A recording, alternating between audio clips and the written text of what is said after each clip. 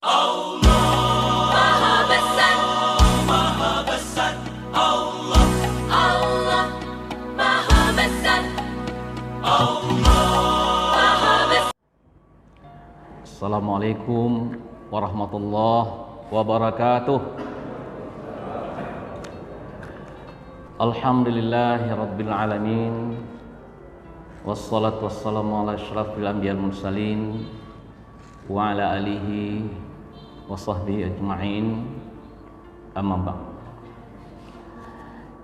Yang sama-sama kita hormati dan kita banggakan Bapak Kepala Dinas Pendidikan Provinsi Sumatera Barat beserta seluruh Eselon 3, para ASN, para pejabat fungsional, kemudian yang kami hormati Kepala Cabang Dinas se-Provinsi Sumatera Barat, Bapak Ibu pimpinan kepala sekolah seluruh Sumatera Barat yang hadir maupun di tempat ini maupun secara virtual. Puji syukur kita panjatkan kehadirat Allah Subhanahu wa taala. Allah izinkan kita pada pagi hari ini untuk berjumpa baik secara langsung maupun virtual. Mudah-mudahan acara kita ini diridai dan diberkahi oleh Allah Subhanahu wa taala. Selawat beriring salam selalu kita mohon kepada Allah, kiranya selalu tercurah untuk kekasihnya Nabi Allah Nabi Muhammad sallallahu alaihi wasallam. Bapak Ibu, saya akan awali bahwa tujuan negara kita itu sudah jelas dalam pembukaan Undang-Undang Dasar 45, yaitu yang pertama adalah melindungi segenap bangsa Indonesia. Yang kedua, memajukan kesejahteraan umum. Yang ketiga, mencerdaskan kehidupan bangsa. Yang keempat, ikut melaksanakan ketertiban dunia. Dari 4 tujuan berdiri negara itu, ini ada di Dinas Pendidikan, yaitu mencerdaskan kehidupan bangsa. Kemudian bagaimana melaksanakannya? Dibuat struktur-struktur pemerintahan, kemudian diberikan anggaran, baik melalui APBN, melalui APBD, kemudian dibagi urusan-urusannya, ada urusan pusat daerah, ada urusan bersama atau konkuren. Untuk melaksanakannya, di situ ada aparatur. Ada aparatur negara itu, ada TNI, Polri, dan ada ASN. Dan itulah kita sebagai aparatur sipil negara. Kemudian Bapak dan Ibu yang dirahmati Allah, dalam melaksanakan tugas dan fungsi ASN ini dibuat perencanaan, dibuat strategi, kemudian bagaimana strateginya, bagaimana kita strukturnya, bagaimana sistem yang kita bangun untuk membuat itu, dan itu sudah kita lakukan selama ini, tertata begitu bagusnya mulai dari pusat sampai ke daerah. Kemudian bagaimana kita setiap tahun mengajukan anggaran terstruktur demikian rupa, sehingga kita tinggal mengeksekusi dari apa yang telah direncanakan itu. Siapa yang mengeksekusi itu? Yang mengeksekusi adalah ASN, adalah kita sebagai eksekutor dari semuanya itu. Sebagus apapun perencanaan yang dibuat, sehebat apapun strategi untuk mencapainya,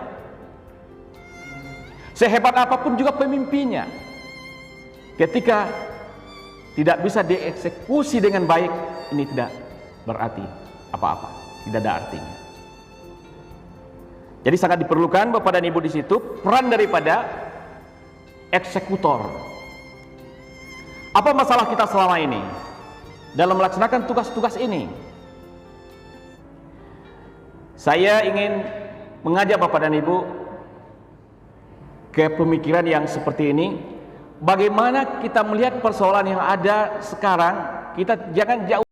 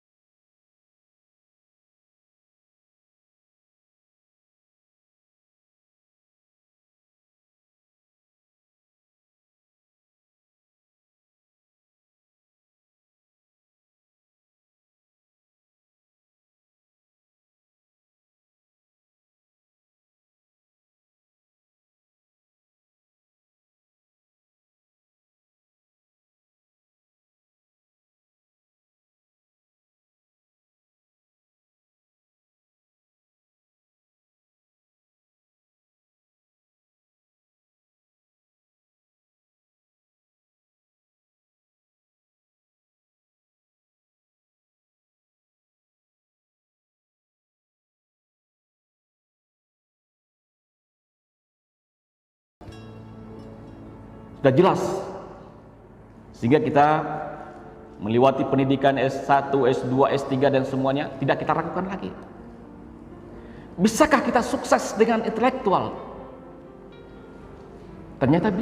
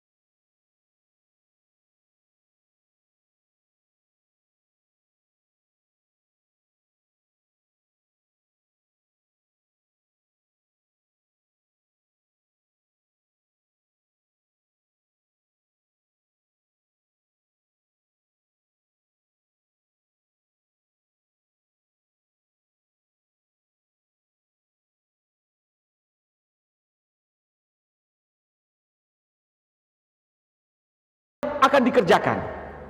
Apa yang dilakukan, dia mampu untuk mengkalkulasikannya, memperhitungkannya. Dan yang emosional, dia mampu merasakan apa yang dirasakan oleh orang lain. Tetapi ada satu kecerdasan lagi, inilah yang dikatakan kecerdasan spiritual. Disinilah makna kehidupan. Agar orang bisa mengerti siapa dirinya, di mana dia berada, dan dia mau kemana. Bapak dan Ibu yang dirahmati Allah Subhanahu wa taala, Allah berfirman, A'udzu billahi minasyaitonir rajim. Bismillahirrahmanirrahim. Innallaha la yughayyiru ma biqaumin hatta yughayyiru ma bi anfusihim. Bahwa Allah tidak akan merubah nasib suatu kaum, suatu kelompok, suatu bangsa sebelum dia bisa merubah apa yang ada di dalam dirinya. Anfus. Tadi juga sangat indah, qori kita juga melantunkan surat Asy-Syams, wa nafsin wa ma sawwaha falhamaha fujuraha wa taqwaha qad aflaha man dzakkaha wa qad khaba man dassaha. Allah bersumpah dengan 7 sumpah yang besar. Demi matahari, demi bulan, demi malam, demi siang, demi langit, demi bumi, dan demi jiwa. Jadi Allah samakan sumpah itu antara 6 yang besar itu dengan jiwa yang ada dalam diri manusia. Begitu pentingnya penyempurnaan jiwa ini. Sehingga inilah kunci Bapak dan Ibu. Bagaimana kita akan mengeksekusi dengan baik tugas-tugas kita. Kuncinya adalah bagaimana kita menyempurnakan apa yang ada dalam diri kita. Kalau memang kita ingin sukses, ingin berhasil dalam perjuangan kita, harus kita mampu untuk menyempurnakan apa yang ada di dalam diri kita. Dari hasil penelitian Bapak dan Ibu yang dirahmati Allah, yang namanya intelektual atau dikatakan skill digabungkan dengan knowledge, itu hanya bisa mengantarkan seseorang untuk sukses itu hanya 10-20%. Ini hasil penelitian. Berapa Pak? 10-20%. Ada itu. Dan ternyata 80-90% itu adalah attitude tadi. Adalah nilai-nilai tadi.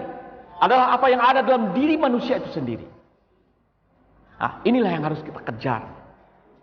Jadi kalau selama ini mungkin kita lebih mengasah kepada yang dua itu, kalau memang kita ingin berubah Bapak dan Ibu, kalau kita ingin bertransformasi untuk lebih baik, ini yang harus kita kejar hari ini. Di tengah-tengah persoalan-persoalan bangsa hari ini, di tengah-tengah apa yang dihadapi oleh Bapak dan Ibu, kepala sekolah hari ini, baik terhadap karyawannya, baik juga terhadap anak peserta didiknya. Inilah pekerjaan besar yang harus kita kejar hari ini. Adalah untuk mengejar yang 80% ini. Bukan berarti kita meninggalkan yang 20%-nya. Bapak Ibu yang dirahmati Allah Subhanahu wa taala, kecerdasan spiritual atau dikatakan attitude itu, ini akan mengantarkan orang untuk mengetahui apa makna hidup ini sesungguhnya. Sehingga hidupnya bukan lagi untuk mengejar kebanggaan-kebanggaan duniawi, prestasi-prestasi duniawi, tapi nilai dari hidupnya adalah bagaimana dia mencari keridaan dari pemilik hidup itu sendiri. Bapak-bapak dan ibu-ibu yang dirahmati Allah, kalau dulu terpisah bagaimana kita memahami hablum minallah, vertikal kepada Allah Subhanahu wa taala. Kemudian hablum minan nas, kita katakan horizontal. Sehingga ini terpisah. Ketika kita bicara masalah dunia, kita hanya tidak bisa di masjid dan musala-musala. Ketika bicara kita masalah akhirat, ini tempatnya hanya di masjid dan musala-musala. Dan ketika kita di warung-warung, dimanapun kita bicara masalah agama, apa yang dikatakan selama ini? Kalau kau mengaji, Buya, yang di sekolah di surau aja lah. Itu yang sering diungkapkan. Kan seperti itu. Tapi ternyata hari ini tidak seperti itu. Bahwa semuanya itu bagaikan segitiga. Hablum minan nas, hablum minallah. Hubungan kita menjalin hubungan baik sesama manusia, tujuannya adalah ditujukan untuk menuju kepada Allah Subhanahu wa taala. Tiada yang kita lakukan di atas bumi Allah ini, apapun tugas dan profesi kita yang kita lakukan, mulai dari pagi hari sampai sore hari sampai siang hari kita bekerja, ketika kita sandarkan itu kepada Allah Subhanahu wa taala. Inilah kita yang sesungguhnya, wa ma khalaqtul jinna wal ins illa liya'budun.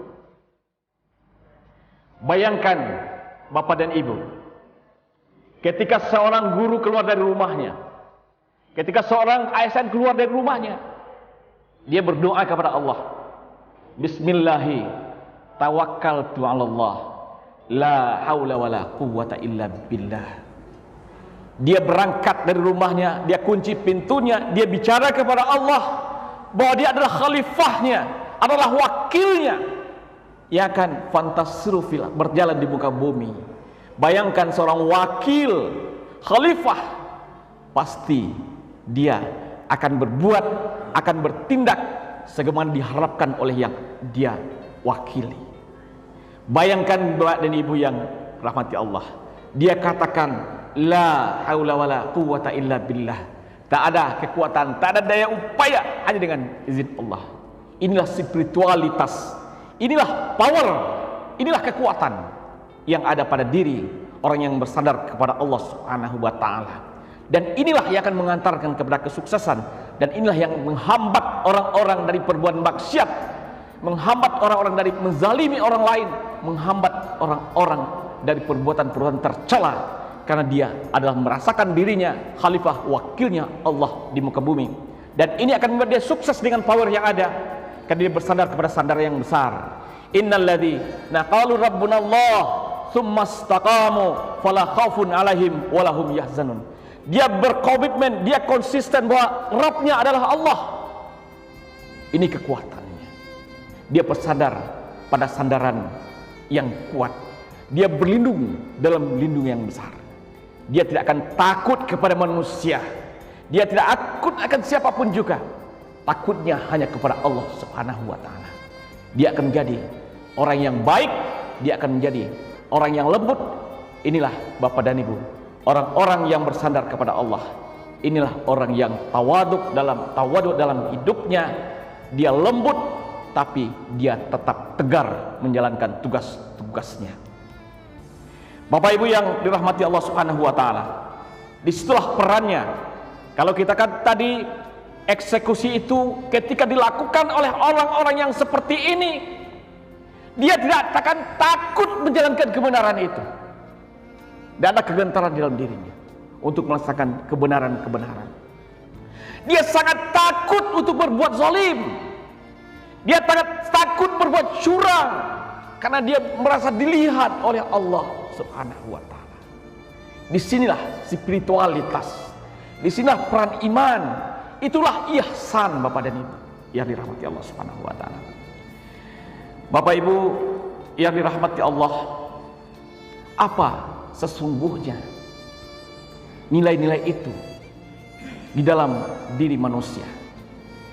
Bahwa dari hasil penelitian dari 6 benua, saya ingin Bapak dan Ibu membayangkan ini semua dulu, bahwa peringkat karakter dari CEO yang ideal itu dari 6 benua bukan 6 negara.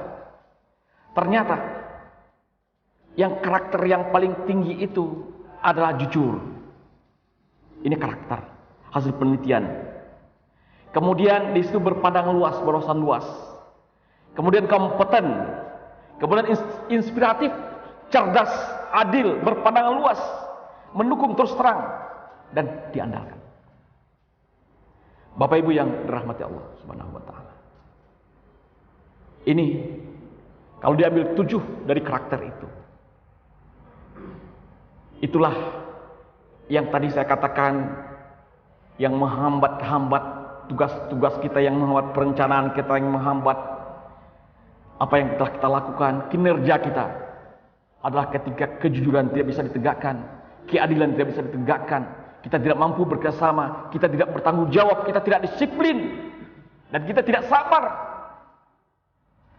Ternyata Bapak dan Ibu yang dirahmati Allah, semua karakter dan nilai-nilai ini adalah nilai-nilai yang ada dalam Asmaul Husna. Saya ulangi Bapak dan Ibu, nilai-nilai ini adalah Asmaul Husna. Ini bukti Bapak dan Ibu. Apakah dia orang Eropa, apakah dia orang Afrika, orang Asia, orang Amerika, 6 benua itu, manusia yang ada di 6 benua itu adalah manusia yang pernah berjanji, bersaksi dengan Allah Subhanahu wa taala. Sebagaimana firman Allah dalam surat Al-A'raf ayat 172. A'udzu billahi minasyaitonir rajim. Bismillahirrahmanirrahim. Wa idz akhadha rabbuka min bani Adam min zuhurihim dzurriyyatahum wa ashhadahum ala anfusihim alastu birabbikum qalu bala syahidna an taqulu yaumal qiyamah inna kunna an hadza ghafilin. Bapak dan Ibu, apakah orang Eropa, apakah orang Amerika, apakah orang Asia, apakah orang Australia, 6 benua yang ada, apa bangsa, Cina dan semuanya, manusia yang pernah hidup di muka bumi Allah ini, yang hari ini mempunyai roh, pernah ditanya oleh Allah Subhanahu wa taala, pernah bersaksi di hadapan Allah Subhanahu wa taala. Ini buktinya. Dan ternyata hasil penelitian ini adalah Asmaul Husna. Huwallahul ladzi la ilaha illahu alimul ghaibi wasyahadah huwar rahmanur rahim. Huwallahul ladzi la ilaha illahu al-malikul qudusus salamul mu'minul muhaiminul azizul jabbarul mutakabbir. Subhanallahi amma yusyrikun. Huwallahul khaliqul bari'ul musawwir lahul asmaul husna. Yusabbihu lahu ma fis samawati wal ardh wa huwal azizul hakim. Dialah Allah yang mempunyai asmaul husna, 99 namanya. Dan ketika Allah meniupkan roh milik Allah kepada diri kita, Allah percikkan sifat-sifat itu kepada diri kita. Inilah yang menjadi suara hati kita. Inilah yang menjadi getaran-getaran batin kita. Inilah suara hati kita sesungguhnya. Dan ketika kita kagum kepada orang yang jujur, kita ingin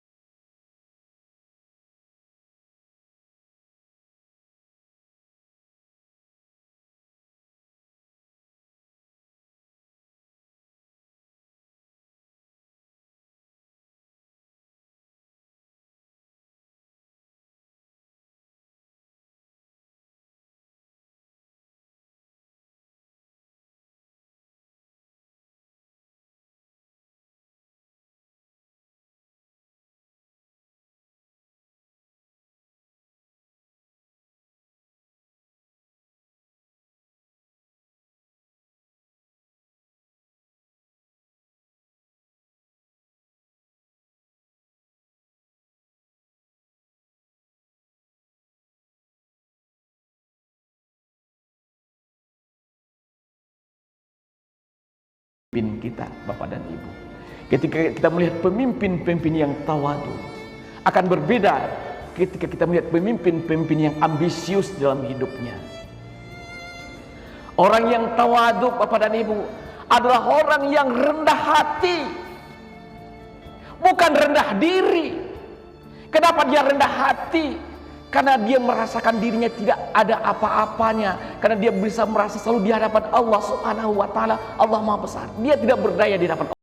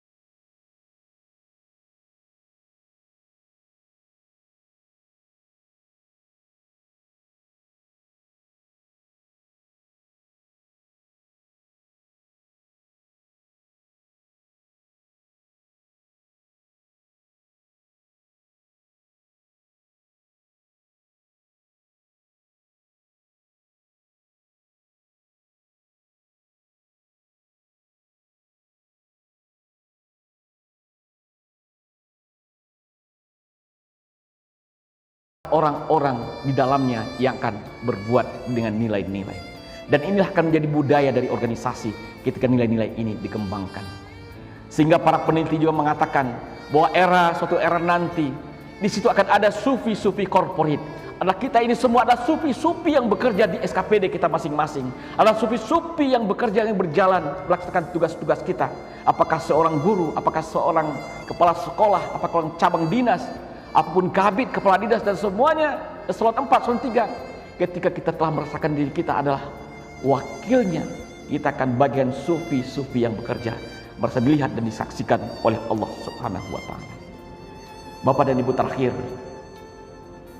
di Minangkabau sesungguhnya, bagi kita orang Minang, sebenarnya 3 hal ini tidak merupakan hal yang baru bagi kita.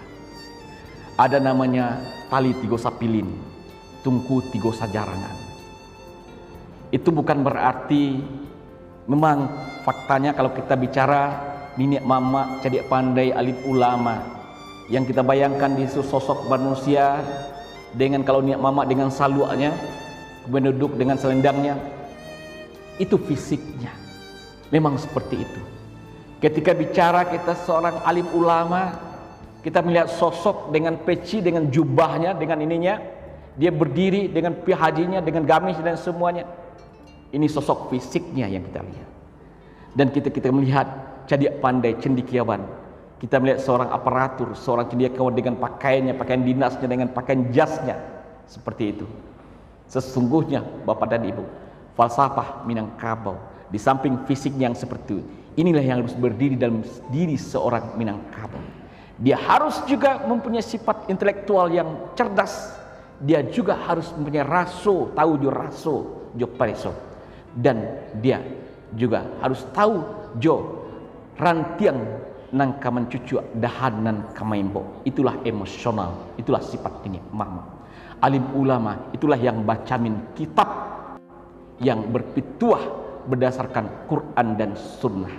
Dan ketika itu bisa berada dalam diri kita, Bapak dan Ibu, itulah manusia yang paripurna. Tapi kalau hanya sebagian-sebagian, ketika hanya intelektual kita hanya yang cerdas, mungkin bisa slide yang terakhir. Ketika hanya otak kita saja yang cerdas, kemudian yang lainnya jongkok, kita akan baikkan robot. Mungkin kita lebih pantas dikatakan seorang robot. Dan ketika intelektual kita memang bagus, kemudian emosional kita juga bagus, tanpa ada spiritual, dan inilah yang menghasilkan para diktator, para koruptor dalam kehidupan kita, dan orang-orang yang zalim dalam kehidupan kita. Tapi spiritual, inilah manusia yang paripurna, dan semuanya itu dijadikan satu, digabungkan, dan itulah manusia yang ihsan. Dia cerdas otaknya, dia emosional, dan inilah yang sifat yang diwarisi oleh Rasulullah Sallallahu Alaihi Wasallam. Bapak Ibu yang dirahmati Allah Subhanahu Wa Taala, terakhir khusus bagi Bapak dan Ibu yang ada di sekolah, saya sangat yakin dan percaya Bapak dan Ibu para kepala sekolah bahwa kita sekarang mendalam tugas yang sangat besar, tanggung jawab kita kepada peserta didik kita. Sayangi mereka. Anak-anak kita sekarang kehilangan kasih sayang.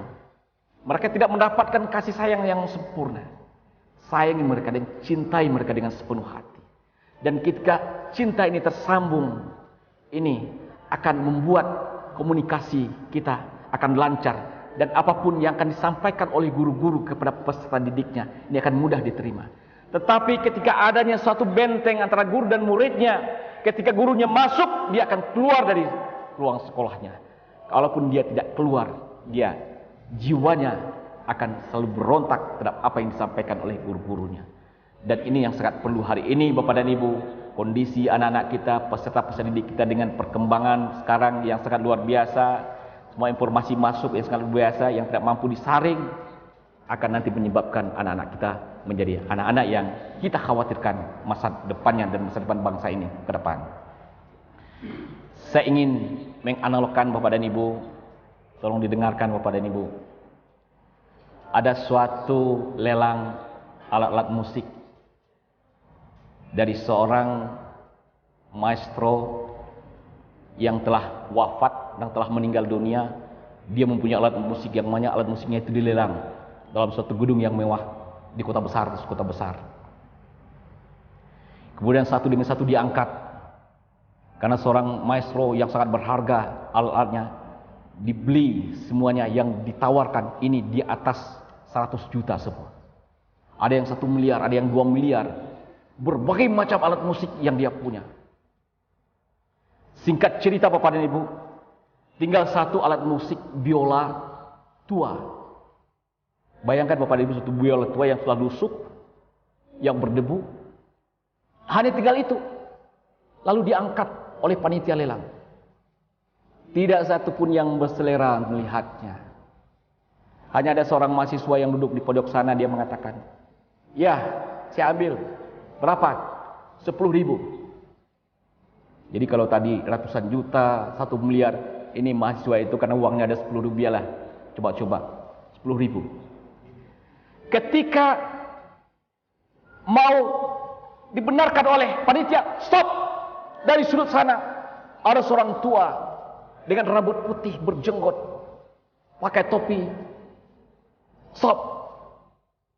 Dia lalu ke depan, tampil ke atas pentas, dia ambil biola itu.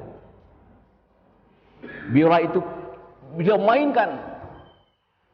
Ada beberapa 1-2 menit. Semua yang ada di ruang itu tertegun. Dan di akhirnya bayangkan ketika Idris Sardi menggeserkan bola, shit, terakhirnya itu semua berdiri. Standing applause. Kagumnya, sehingga terpesona seperti itu. Lama sekali sampai dihentikan oleh MC-nya waktu itu. Lalu biola itu diangkat lagi. Lalu satu persatu. 100 juta, 200 juta. Akhirnya dibeli dari 10.000 tadi menjadi 2 miliar. 2 M. Pak Kadis. Kenapa? Karena disentuh oleh seorang maestro. Karena sentuhan seorang maestro, biola yang hanya tidak bernilai tadi menjadi sangat bernilai karena sentuhan maestro. Anak-anak kita, Bapak Ibu guru-guru yang ada di sekolah, kepala-kepala sekolah, sampaikan kepada guru-guru kita, anak-anak kita yang mungkin sekarang tidak bernilai di mata orang, di mata masyarakat karena kenakalan-kenakalannya, sentuhlah bagian maestro yang menyentuh biola tadi. Dia akan menjadi bernilai. Siapa maestronya? Adalah guru-guru yang ada di sekolah-sekolah. Semua kita menjadi maestro yang baik. Banyak maaf Bapak dan Ibu. Billahi taufiq wal hidayah. Wassalamualaikum warahmatullahi wabarakatuh.